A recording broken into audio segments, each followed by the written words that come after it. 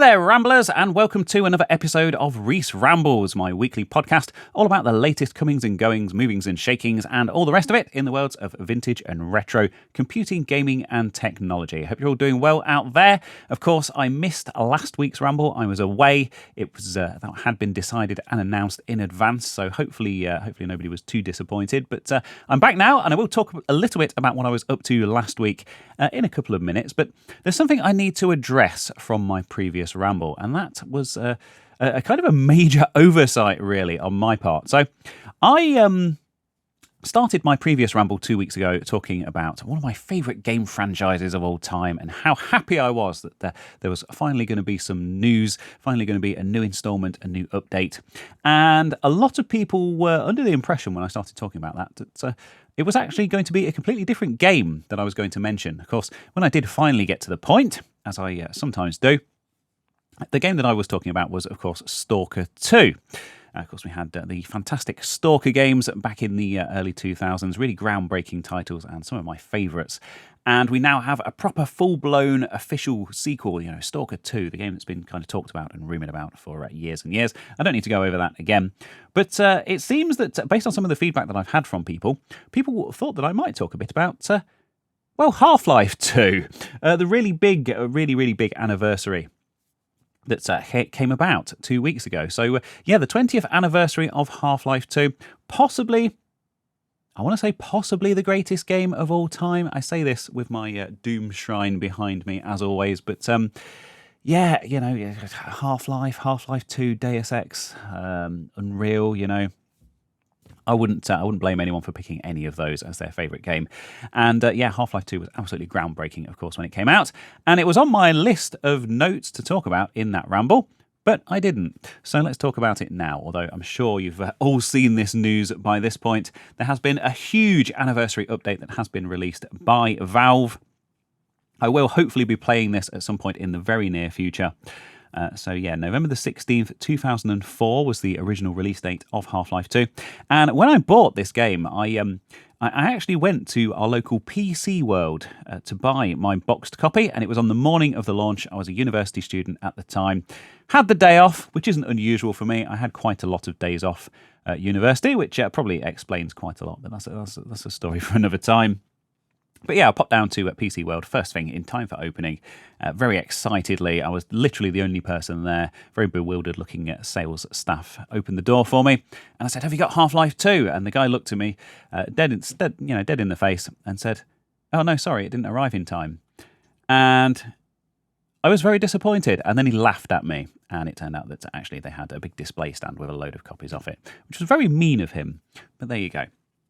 Anyway, 20 years ago, a couple of weeks ago, was, of course, Half-Life 2, starring the famous protagonist, Gordon Freeman, that silent MIT graduate scientist type armed with his crowbar and his arsenal of weapons, including some super fancy futuristic alien weapons as well, and, of course, the famous gravity gun. I'm sure I don't need to introduce this game to you, but there you go. Just got to build up some of the tension and the suspense, as you do. And Valve are very, very good at this kind of anniversary stuff and marking, all these fantastic games that they've made. If only they'd make a proper sequel. We need Half-Life 3. We need it. From what I'm told, Alex was very good. I don't have a VR headset, so I haven't been able to play it. But they've released a 20th anniversary documentary.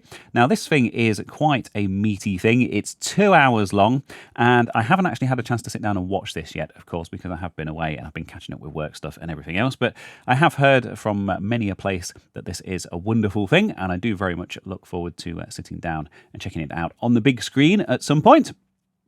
But also, as part of this update, they've updated the game itself. So the two expansion boxes, Episode 1 and Episode 2, have been integrated into the main game. So you can actually start off the main campaign at the start, and you can play it all the way through to the end of Episode 2, uninterrupted. Of course, before they were released as separate games that you had to launch separately. But you can experience the whole timeline from beginning to end. Uninterrupted now, like I say. So that is a very cool improvement. They've added developer commentary. If you remember Lost Coast, and I did a video a couple of videos ago when the one where I added the external GPU to my old Mac Mini. I actually used Half-Life Lost Coast to demo that GPU in action. And I don't know what kind of possessed me to pick Lost Coast, but it's something that really impressed me back in the day because they kind of introduced that new improved HDR lighting and stuff as well. Well, what they've done, basically in that game, they added these little floating speech bubbles that you could activate, and you could actually get kind of insights from the developers. And I believe they added those to Portal as well, although it's not something that's I've ever really looked at. But yeah, they've done it for the entire game now, the entirety of Half-Life 2. You can enable developer commentary mode, and you can walk up to these speech bubbles, and the actual developers themselves will explain all the various aspects of the game to you from their point of view, which is fantastic. We've got Steam Workshop support.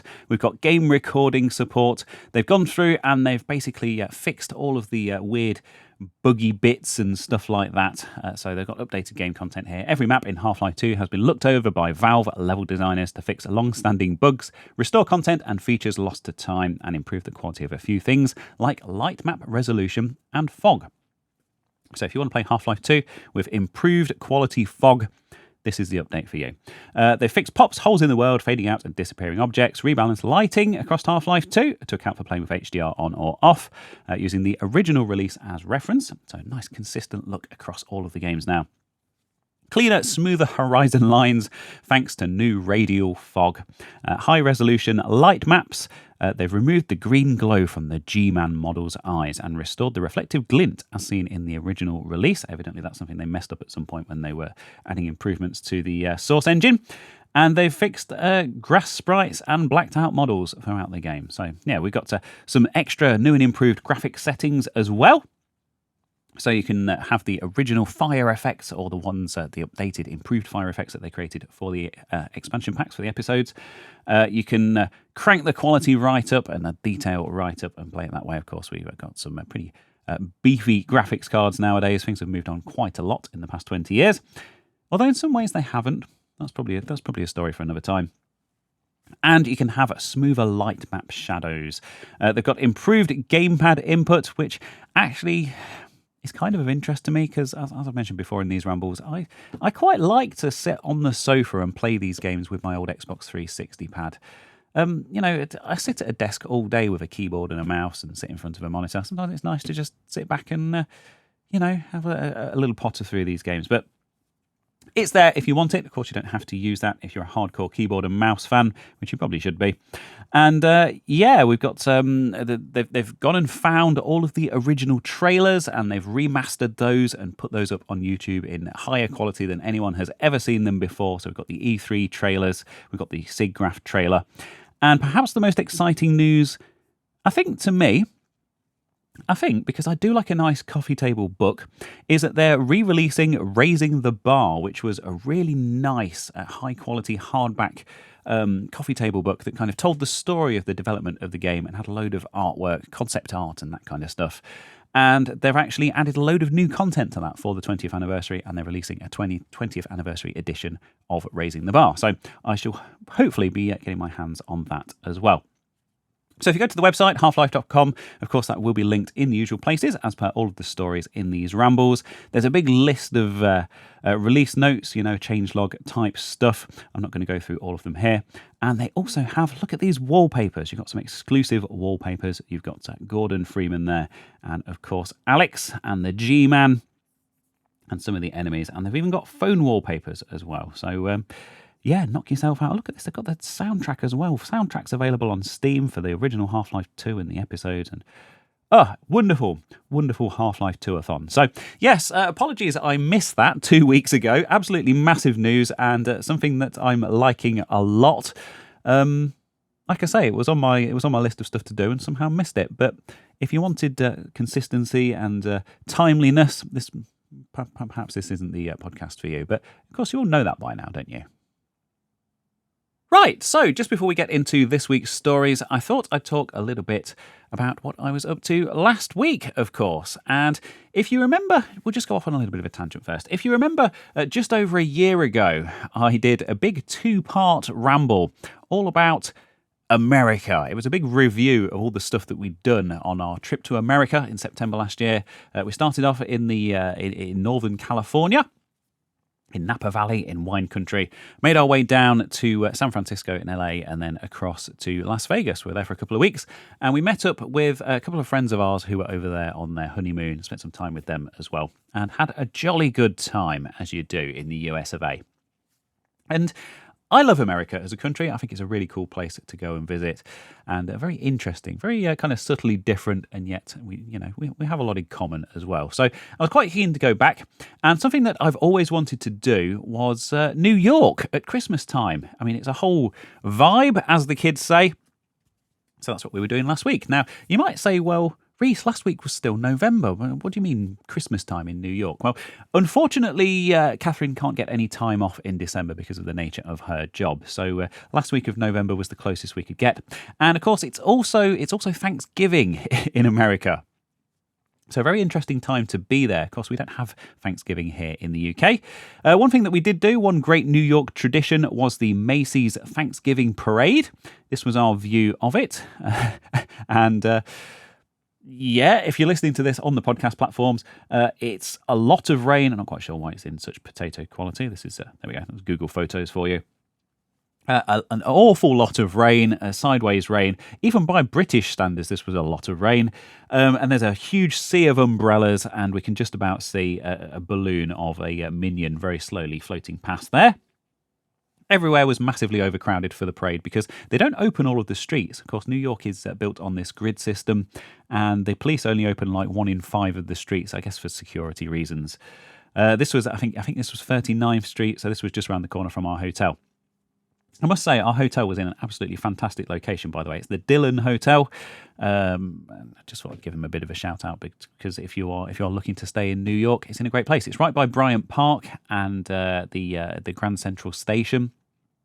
It's about 5 minutes walk from all the Fifth Avenue stuff and Times Square, and you really couldn't want for a better location. And it was actually one of the more affordable hotel options as well.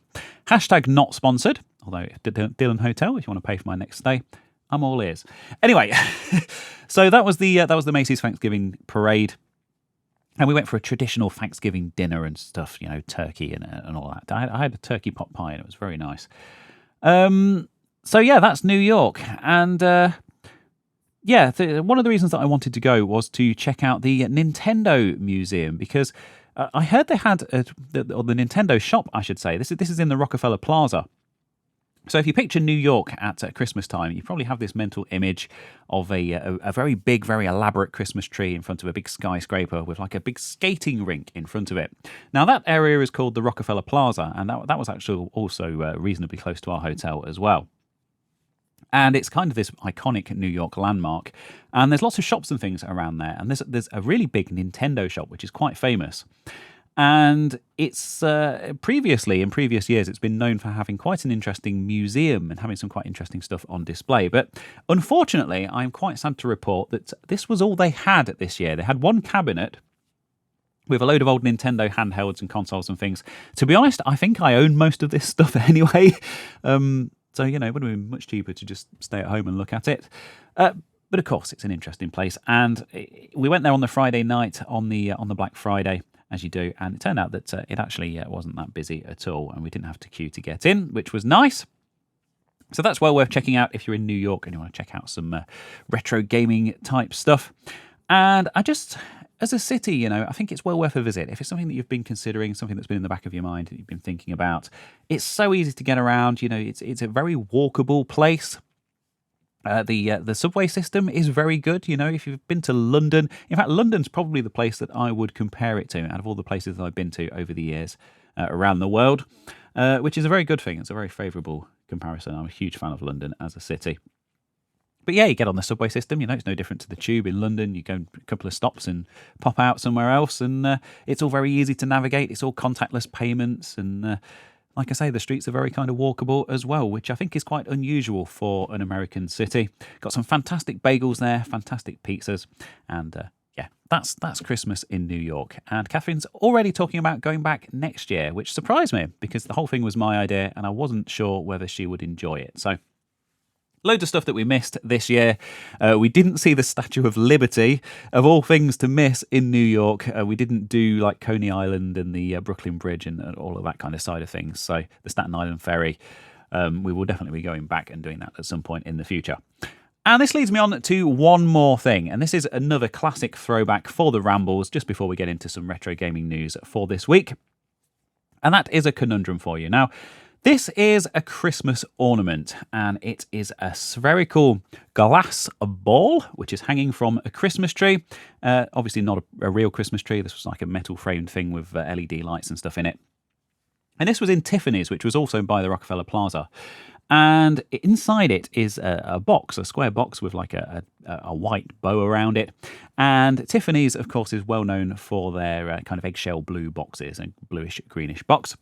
Really, really nice Christmas ornament this is. And we love Christmas ornaments. We picked up quite a few while we were there. Our tree is always decorated with lots of knickknacks and things that we picked up on our various travels over the years. And this leads me on to a question. So if you're, again, a long-term fan of these rambles, you'll no doubt remember some debate a while back about pipes and tubes. I quite often work opposite a place that says company name Pipes and Tubes Limited on a big sign outside, and they have all these big what I would call pipes in their kind of forecourt area outside their warehouse. And it led to a whole debate about the difference between what is a pipe and what is a tube. And in the end, we got a civil engineer involved, Brian. So shout out to Brian. Thank you ever so much for clearing this up. And he explained the difference to us. And if you're interested in that, you can go back and check out that whole series of rambles if you want to. Also, conduit and ducts got brought up as well. But this brought up another interesting linguistic question that I wanted to ask. Because one thing that we don't think is a thing in America is the word bauble. Now, this is what we would call a bauble in the UK, and I'm sure in many parts of America you probably use the word bauble as well. But we obviously wanted to buy one of them. I mean, it's Tiffany, so it probably would have been well out of our price range anyway. But you got to ask the question. And it went to the counter and like, are the baubles for sale? And the guy behind the counter was like, the what? Like the baubles, on the Christmas tree, the baubles. And he was like, oh, the decorations. No, they're not for sale. And then as we left, we were kind of like, is the word bauble not a thing in America? And last night we were watching, I don't know if I should admit to this, but this is not going to do my credibility any good, but we were watching something called Is It Cake on Netflix. Long story, but people make these hyper-realistic cakes and then other people come and try to guess what's the cake and what's the real object. It's stupid, but, it's entertaining. And they had baubles, and one of the items that they could choose to make out of cake was baubles. And the host of the show did not use the word bauble. He was like, one of your options are these Christmas decorations.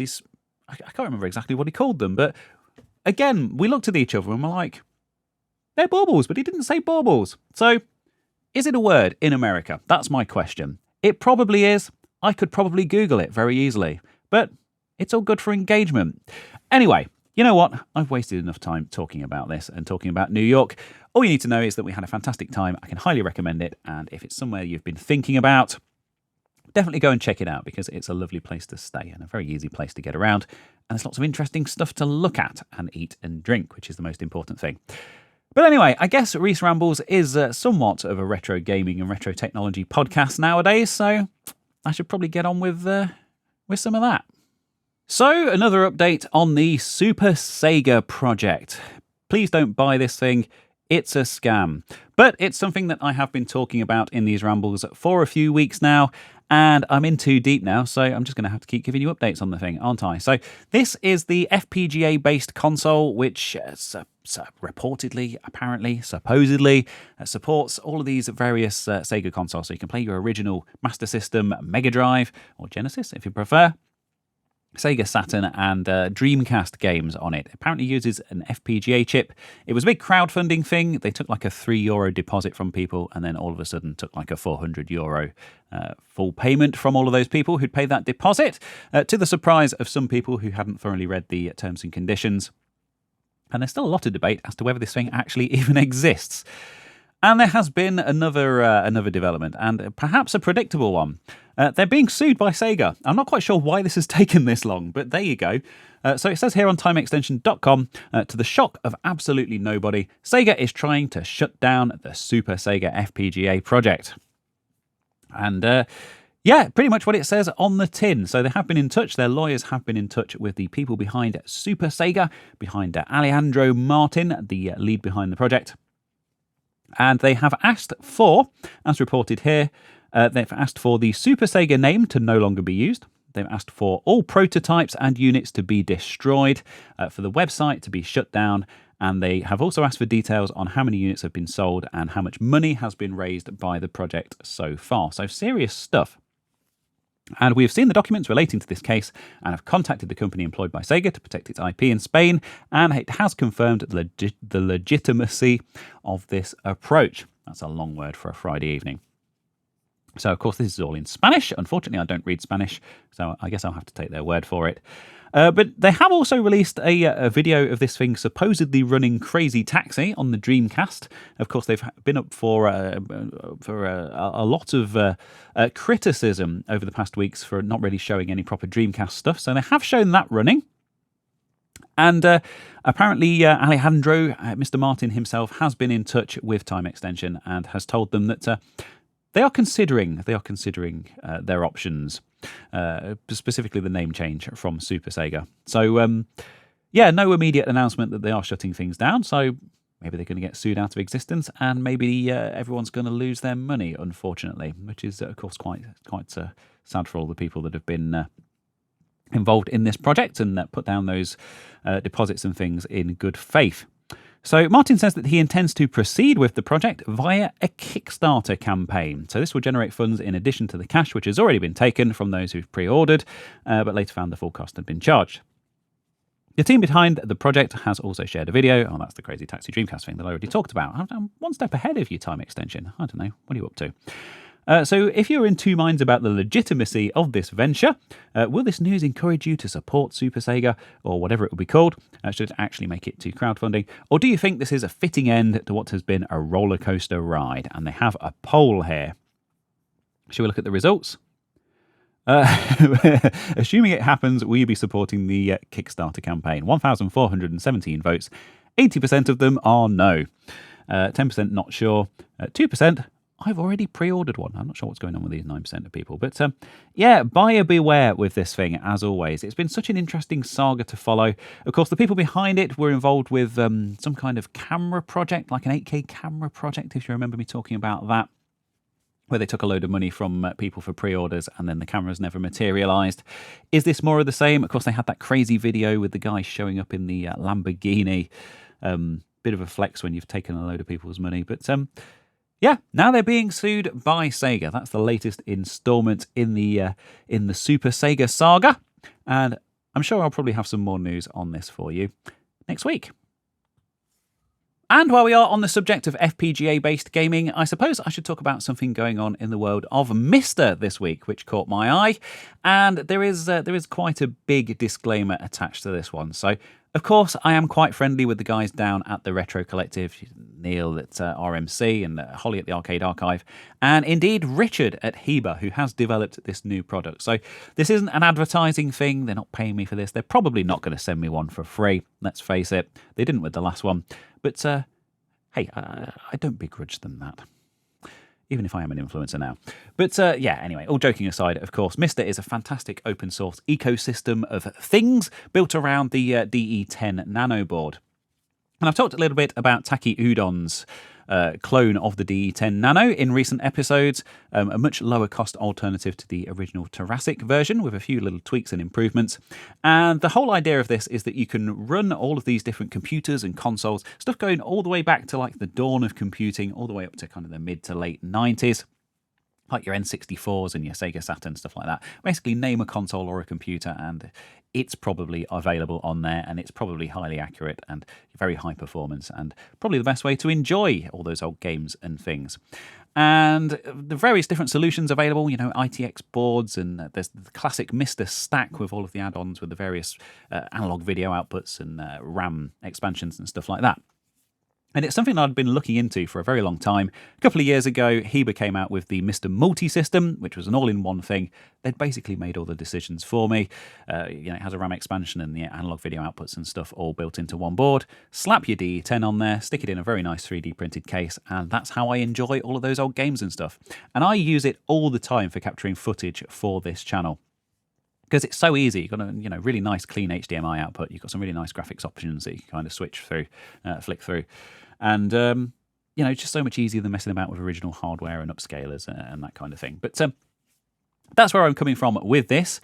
And I am very, very pleased to announce that the latest iteration of the MiSTer MultiSystem has been teased this week. Teasered. We've seen a little glimpse of this over on social media. So let's go to Blue Sky, and this is MultiSystem FPGA over on Blue Sky, and the whole Retro Collective are over there now, which is very cool to see. And the post here says, our MultiSystem 2 bare PCBs are here. We are excited to get these built up with components to start the testing stages. MultiSystem 2 is a true all-in-one MiSTer FPGA gaming console. Plug and play and backwards compatible with all multi-system cartridges, coming in 2025. And they posted these teaser images, and one thing that was particularly of interest was this little kind of BGA surface mount footprint thing. Is it BGA? Is it P? I think it's BGA, isn't it? I don't know. It's modern stuff, which shows quite a big chip, interestingly enough. And it raised a few eyebrows. And then they went on to elaborate, great big FPGA, no DE10 Nano or clone is required. It's an all-in-one board. So this board is basically the same concept as the original multi-system, but it has the actual Cyclone FPGA chip built in. So you don't need to go out and buy a DE10. You don't need to buy the original or the Taki Udon clone. They're fantastic things. It's all built into the one board, which is really cool to see. So that is that, and I have some background information from Richard here that he very kindly sent over to me that I have messaged him about. Can you see that on screen? No, you can't. Okay, because that's Discord, not my web browser. But anyway, I will read it to you. So it says the general plan is to get them built and then test for MiSTer compatibility. So it's still very, very early stages yet. They haven't actually built any working prototypes of these yet. Of these boards. The goal is to have it 100% MiSTer compatible. It's an all-in-one system, so you do not need to build anything or need any other modules. So you buy the board and it comes complete, ready to go, which is really cool. Plug-in power, MiSTer SD card, controller and a video output, and you're all set. And it's also compatible with their range of cartridges. So they have the there's the Pi MMS cartridge, which lets you add a Raspberry Pi to the system, so you can use that for like MT32 MIDI emulation, that kind of thing. There's a video output cartridge, and there's a few other stuff as well. I'm sure you're familiar with them. A few other things, I should say. I'm very tired today. But here's the exclusive from Richard. It will have a new enclosure design. So he has designed a specific case for this. And of course, Richard literally wrote the book on 3D printing, 3D printing for dummies. He's actually the author of that book. And what the guy doesn't know about 3D printing probably isn't worth knowing. So I imagine it's going to be 3D printed. I don't have that confirmed either way. I know there were some grumbles with the original that people wanted an injection molded case, and then it turned out that actually the 3D printed cases were very, very high quality. But yeah, another option in the world of MiSTer. Of course, plenty of options out there. It's an open source thing, like I say. Taki Udon is also working on his own version of a consoleized MiSTer and also a handheld version as well. So that will be very interesting to see. I don't think there have been any developments on that this week, or at least anything announced. But there you go. So that's the MiSTer MultiSystem 2. That's coming out at some point early next year. And of course, I'm hoping to get my hands on one to have a closer look at this on my channel at some point. But always great to have lots of options in the world of MiSTer. And also, I guess, a bit of a shout out to their Blue Sky over there. So if you're one of the millions of people that have signed up for that particular social network in the past week or so, you can go and give them a follow. Go give me a follow as well, and then follow them, because they're following me. So if you look at who's following me and who I'm following, then you'll have lots of good people to follow. You follow? And you know what? While I was over there basking in those glorious skies of blue, much like this rather fetching Superdry t-shirt I have on today, I spotted a few other stories that I thought might be of interest to you that I apparently copied and pasted into my Ramble notes and have only just spotted. So let's group these together and talk a little bit about these. So the first one is all about a famous British video game music composer known as David Lowe, or Dave Lowe to his friends, most active from 1985 to 1998. And this guy has worked on some absolute classics, some really iconic games. Starting with Boogie Blast in 1985, the ZX Spectrum. But if you go through the list, he's done Amstrad CPC stuff, Atari ST and Amiga, Commodore 64 stuff. So we've got Starglider, we've got Thrust, we've got Carrier Command, we've got Starglider 2, International Karate Plus, Afterburner 2, Altered Beast, my goodness, Double Dragon 2, Hard Drive-In, Power Drift, Ghostbusters 2, Railroad Tycoon, Turbo Outrun. I mean, this list is... I'm reading this from Wikipedia, but perhaps... I want to say perhaps most famously, but maybe not. He did the soundtrack to Frontier, Elite 2. I think is probably the thing that he was best known for. Although it says here that he did an additional soundtrack tape for Starglider 2 and Carrier Command on the Spectrum, where he actually recorded an entire soundtrack for those games using proper synthesizers and stuff onto an actual audio cassette that you can actually listen to while you were playing the game on your Spectrum. So, yeah, pretty big deal, this guy. And this story is all about a preservation effort. So Dave Lowe's original discs, which he fastidiously kept and collected over the years, have found themselves in the hands of someone known as Mr. Toledo. And yeah, they're basically working their way through all of these discs, archiving them, imaging them, and uploading them to archive.org. And there's some really interesting stuff on these discs. So really early versions of some of those game soundtracks and theme tunes and stuff like that. The Atari Jaguar, Cybermorph on the Atari Jaguar, of course, the pack-in game for that. And he actually did the soundtrack and the sound effects for that game. And there's some sound effects on these early discs that didn't actually make it into the final game, which are really interesting. So yeah, the disc contained Dave's music project files and the full quality instrument and sound effect samples, including the Skylar voice lines performed by Dave's wife, Victoria. So yeah, if you ever wondered where the line, "Where did you learn to fly?" and "Avoid the ground" came from, is Dave Lowe's wife, Victoria, and we have the original files, the original recordings. And this is such a fantastic preservation effort, this is. I think this is absolutely brilliant. I was really pleased when I saw this pop up. Of course, I've given Mr. Toledo a follow, and I recommend that you do too, because he's posting very actively about this work. Very keen to get this stuff all up online for everyone to study and to enjoy. And, of course, preservation of this early gaming history is something that I'm very much on board with. So that will be linked in the usual places. And the other thing that I spotted this week, just to round up this little collection of stuff, is from Jonathan Thomas as well, who has also made the jump over to Blue Sky. And he has been working for a very long time on a game which is now known as Faster.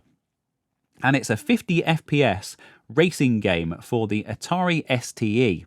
And this thing is absolutely fantastic to see in motion. It's silky smooth. Like I say, it's 50 FPS. And it's a racing game. It's an outrun style racing game. Of course, he previously did an improved STE version of the Lotus. I think it was Lotus 2, was it? Turbo Challenge racing game as well. So he certainly knows his stuff. And this makes full use of the blitter and the advanced DMA sound trip and stuff in the STE. It's very much a game that we should have gotten back in the day.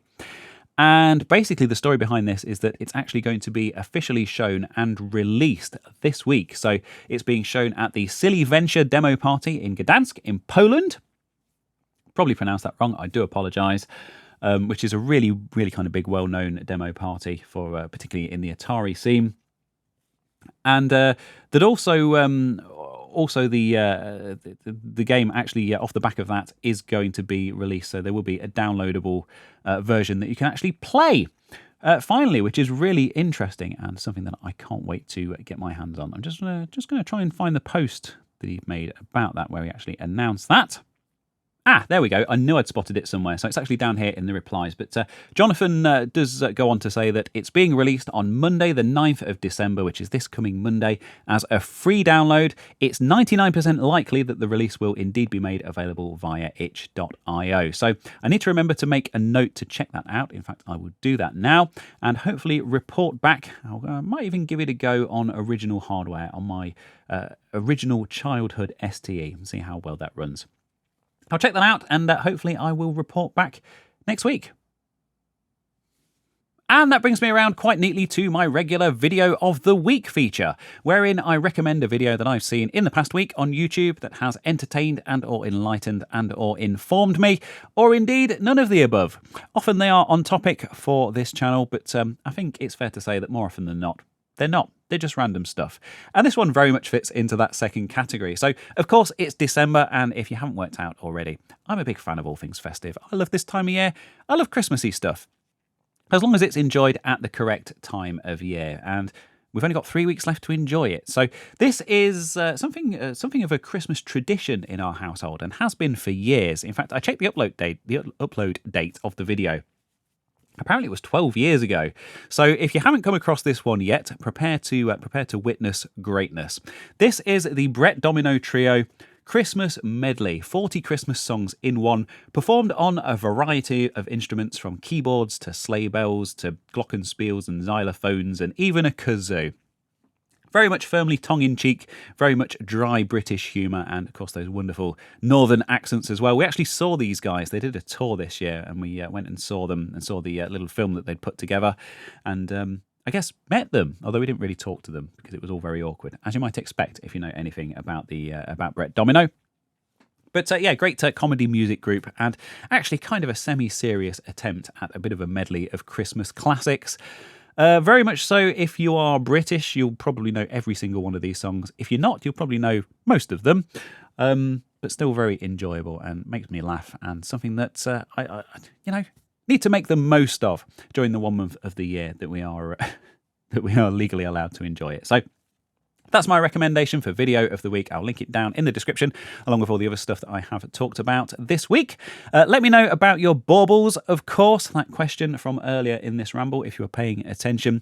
But that's all I have for you for this week, so thank you ever so much for joining me. It's getting quite late on in the evening now, and I need to get this finished and get it uploaded. So I think we'll call it a day, and I will see you same time and same place next week. Bye!